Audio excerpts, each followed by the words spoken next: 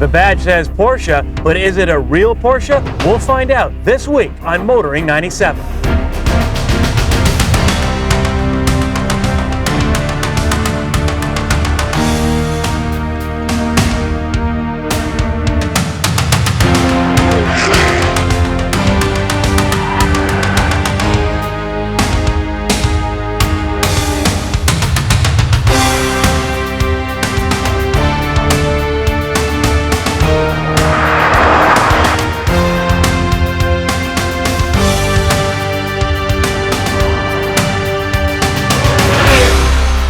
TSN's Motoring 97 is brought to you by Quaker State.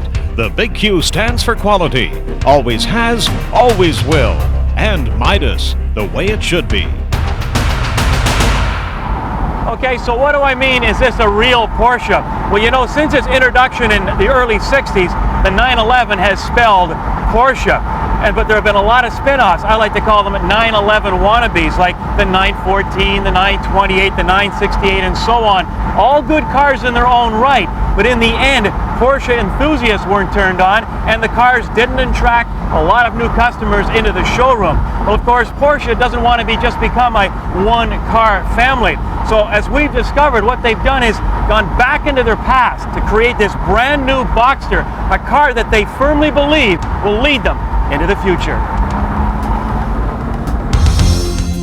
Before we look at the future, let's check out the past. The 1955 Porsche 550 Spider, the obvious inspiration for the Boxster, the first all-new Porsche in almost 20 years.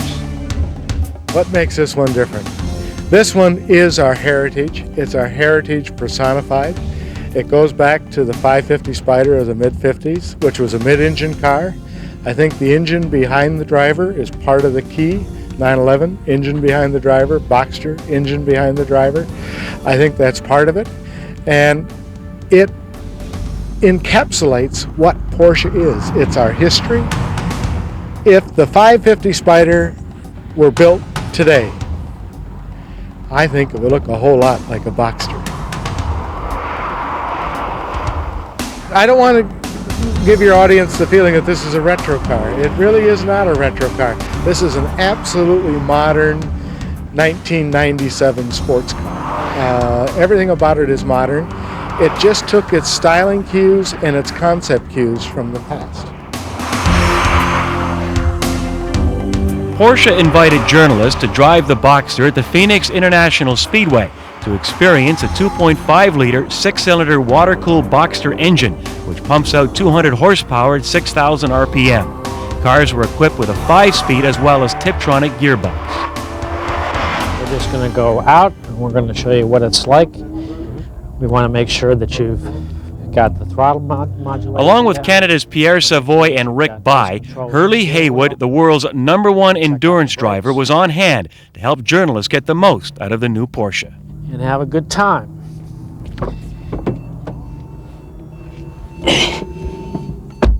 I was worried that the car was just going to be kind of an imitation, some kind of a cheap version of Porsche, but as soon as I saw the final form of the car and was able to drive it, all of those worries were finished. I mean, everybody asks that, is this really a Porsche? The journalists ask it, everybody says, is this really a Porsche? And I can say with absolute faith that this is a Porsche in every sense of the word, in every design element of this car, in the drivability of this car, in the feeling. I have no reservations of saying that this is a Porsche from the ground up. This car from the inception has been a Porsche. It has a horizontally opposed flat six-cylinder engine. It's as they've had it from the beginning of time, and the 911s have had that basic engine design since 1963, and they've just worked on it and built on it and refined it. This kind of a program today is showing that the car has got excellent balance. We've got exercises set up where we're doing actually very high-speed braking going into corners, and you know, everybody tells us you can't do that with a rear-engine car. This thing is incredibly well behaved. We're on and off the gas in corners, which people throughout time have said you can't do with a rear-engine Porsche. Porsche wants your feedback too. What are you telling them? I think they've hit the nail on the head.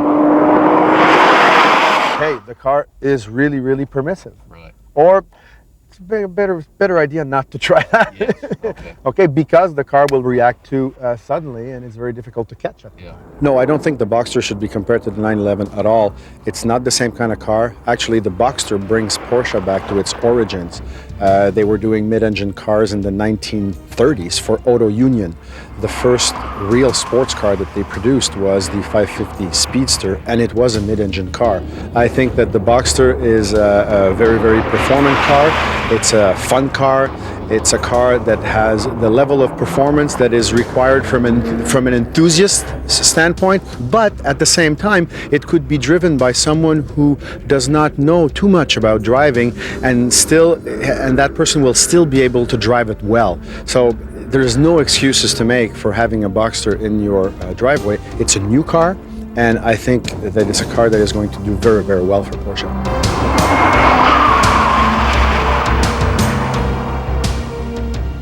Unless you have a specific need for four-wheel drive, take the rear driver. Understeer and oversteer are benign, body roll almost non-existent, and the turn-ins are hassle-free. Now, you know, I can't remember the last time I said anything like that about a pickup.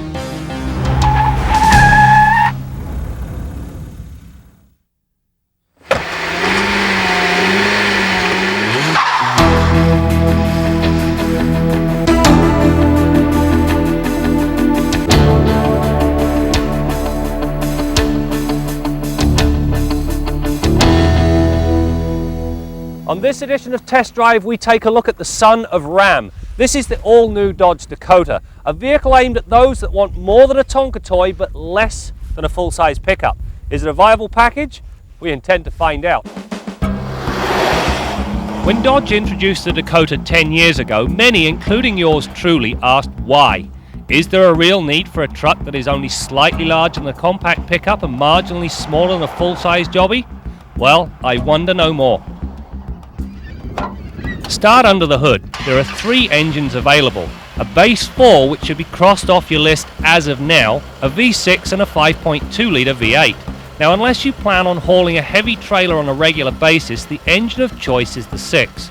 It displaces 3.9 litres, produces 175 horsepower and 225 pounds-feet of torque, meaning it delivers all the power you need, and it does so in a user-friendly fashion.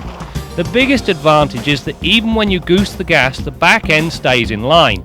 The larger V8 motor tends to produce a lot of unwanted oversteer, especially in the wet. Another key advantage of the 6 is that its thirst for fuel is appreciably less than the 8. During the test, we bettered 23 miles per gallon or 12 litres per 100 kilometres, and we did so without being too light on the loud pedal. Transmission-wise, both manual and automatics are offered. Although I prefer a stick, in this application the 4-speed auto is the route to go. The ratios are well spaced, the shifts coordinated, and the box willing to drop a cog for passing. As with most pickups, the suspension and steering varies by application. The 4x4s get front torsion bars, rear leaf springs and a steering box. The 4x2 uses coil springs, the same rear leaf springs, but rack and pinion steering. This is where you have to think. Unless you have a specific need for four-wheel drive, take the rear driver. The handling characteristics are much crisper, the steering far more precise, and the overall road manners remarkably good for a pickup. Understeer and oversteer are benign, body roll almost non-existent, and the turn-ins are hassle-free. Now, you know, I can't remember the last time I said anything like that about a pickup. Perhaps the best investment you can make for your pickup truck is a box liner. It prevents untold damage. So how do you choose a good one from a bad one? This one happens to come from Dodge, so you know it's been tailor-made for this particular truck. The other thing, all good box liners have cup holders for those impromptu tailgate parties. Stopping power comes from a front disc rear drum design that comes with rear ABS. While the stops are fade-free and linear, the Dakota needs the optional 4-wheel ABS system. This adds enormously to the overall feel and performance. The only other option needing serious consideration is a limited slip rear differential. The Goodyear tyres featured on the Sport should not be overlooked in their contribution to the package. In the dry they provide endless amounts of grip, and in the wet you must deliberately tromp the gas pedal to induce any of the usual maladies. The interior of the Dakota has been quite well laid out. Now for starters, the seat is large enough, unlike many of the compact units, to support a third person in the front. Fold it down, you've got a very handy storage bin. Decent radio, and it doesn't sound too bad either. Very easy to use climate controls and a full set of analog dials. So what's the hang up? Chrysler still don't use a shift interlock, so you can pull it down into drive without having your foot on the brake. Now I'll tell you, they're leaving themselves wide open with that one. They need a shift lock. The most obvious advantage the Dakota offers is that it is easy to park and maneuver. It offers a much tighter turning circle and a vastly superior ride when compared to the full-size units. As for payload, you can stuff 2,600 pounds into the bed and when properly equipped tow a 6,800 pound trailer. This is where the little guys get lost. So is the Dakota a viable unit? You bet. It gives you near full-size capacity without the full-size headache. It also runs rings around the compact unit, so in short, if you're in the market for a pickup truck, the Dakota should be on your list.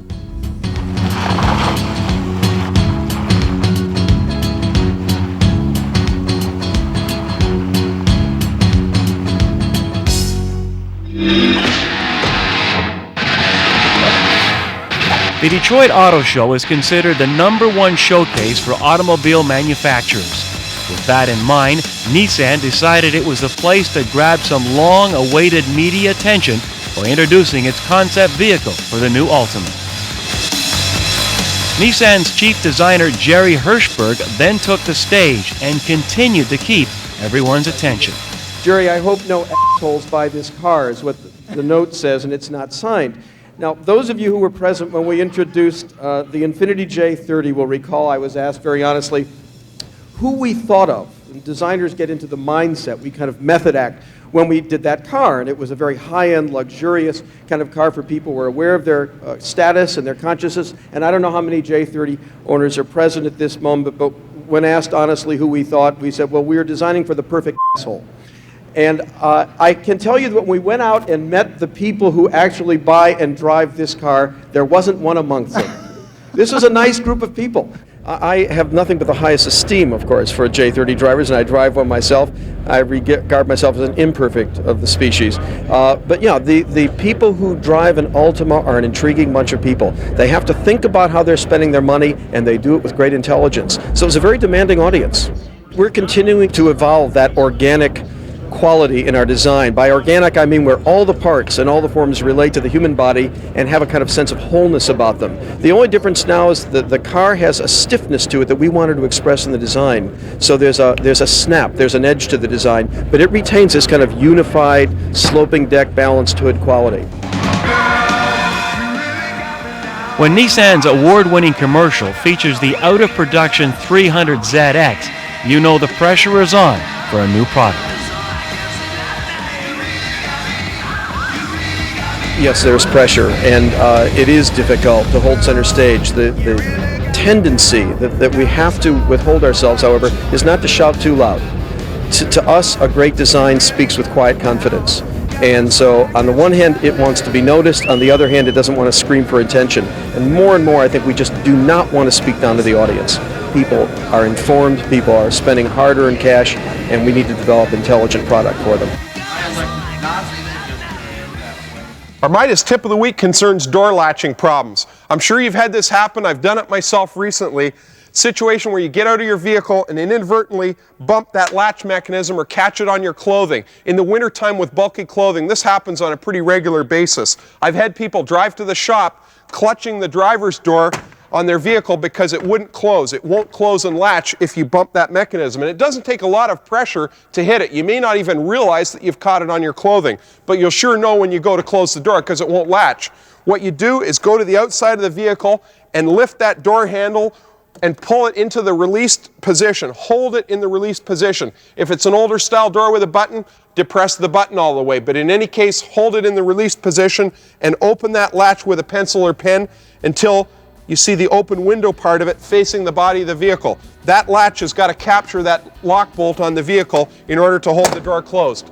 It's an easy fix. That's your Midas tip of the week.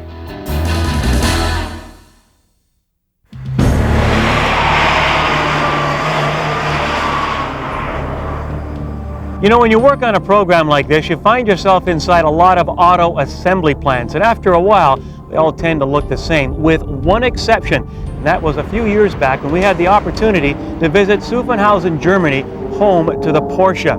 What really impressed me was the tender, loving care that each Porsche got from a dedicated workforce. But you know, like any other business, Porsche has had to change and become more efficient. The changes had to occur at Porsche. Porsche in the late 80s did not rejuvenate the model lineup as the customers expected it. Porsche also produced too expensively. That would have ultimately priced us out of the market. This had to be stopped. So one thing that we found out was that production, that is the three areas in which the Japanese were better than we were ourselves. And there is no shame in it, we felt, to seek ways of adapting ourselves to these production methods.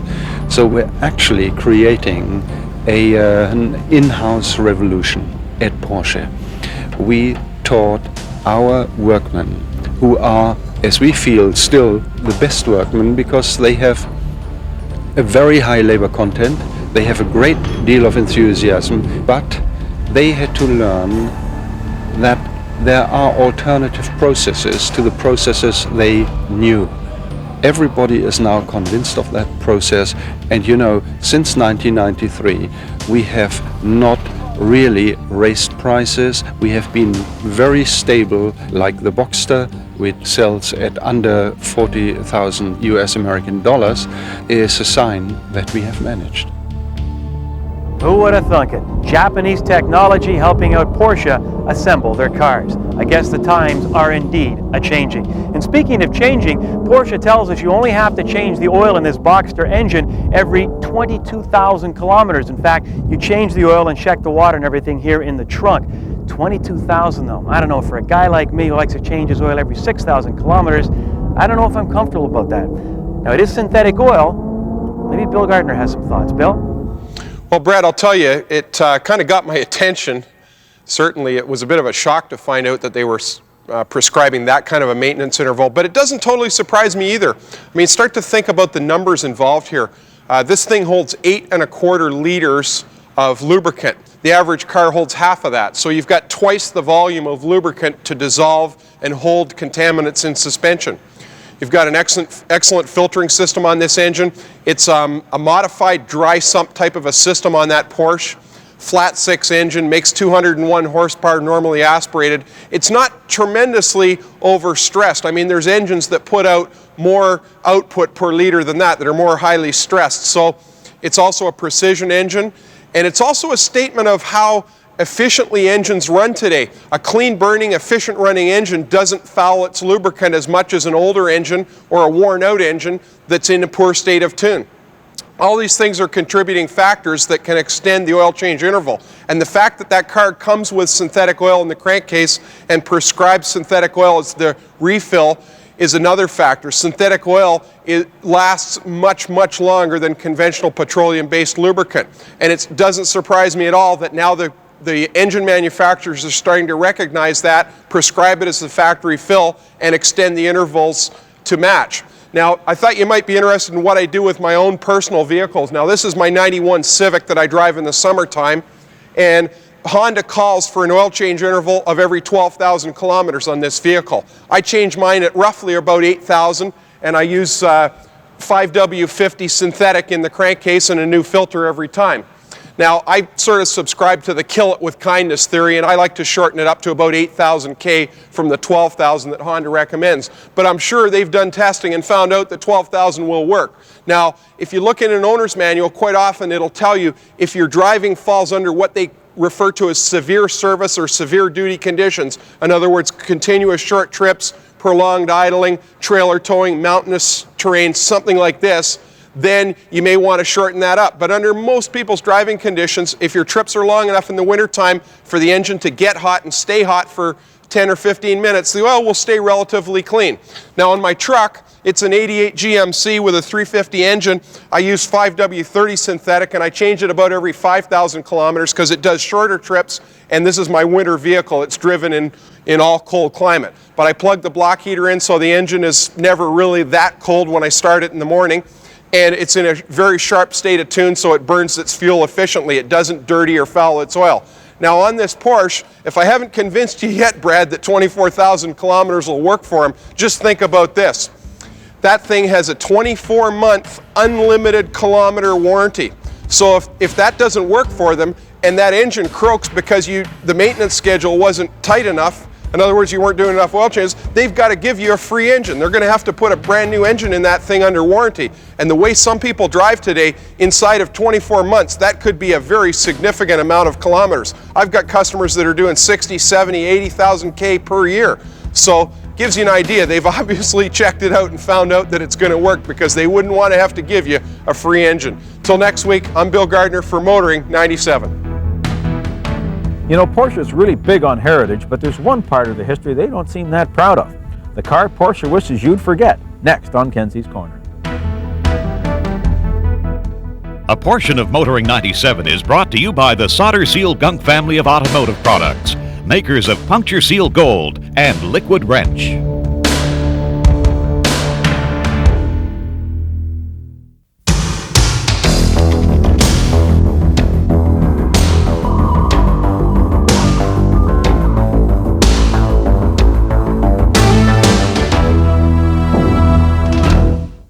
With the launch of their new Boxster, Porsche is talking a lot about their mid-engine heritage. The very first Porsche was a mid-engine car, and of course all the great competition cars of the 50s through the 70s. But wait a minute, flat engines, horizontally opposed, mid-mounted, two-seat open sports car, where have we heard all this before, and not that long ago? Well, of course, the 914. Now the 914 was a joint venture between Volkswagen and Porsche. Hence its nickname, Vopo. Unfortunately, Vopo was also the nickname of the East German secret police. Those are the guys that shot you when you tried to escape over the wall. The base engine in this car was a flat four-cylinder engine from the Volkswagen Squareback. Anybody remember the Squareback? But the six-cylinder version, like this one, belonging to Ray Pleasance of Burlington, Ontario, was powered by a 911 flat six. The front suspension was pure 911. The whole car, in fact, was pure Porsche. But the association with Volkswagen always tainted the car. Despite that, the car was a success. They sold over 115,000 of these things, mostly in North America. The car had a competition history. Jacques Duval of Montreal, among others, won his class at Sebring one year in one of these cars. So this car is the true antecedent of the Boxster. So why does Porsche seem so ashamed of it? Why don't they talk more about this car? Frankly, I don't have a clue. I'm Jim Kenzie.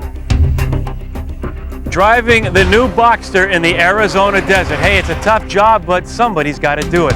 A few final thoughts on the new Porsche before we go. Of course, Graham will be test driving on a future episode. As for me, well, I've been a Porsche nut since I can remember. But I have to admit, it's always been the 911 and only the 911. But hey, who can afford one? Well, the new Boxster is indeed cheaper than the 911, but does that make it a poor second cousin? In my opinion, no. This car definitely stands on its own.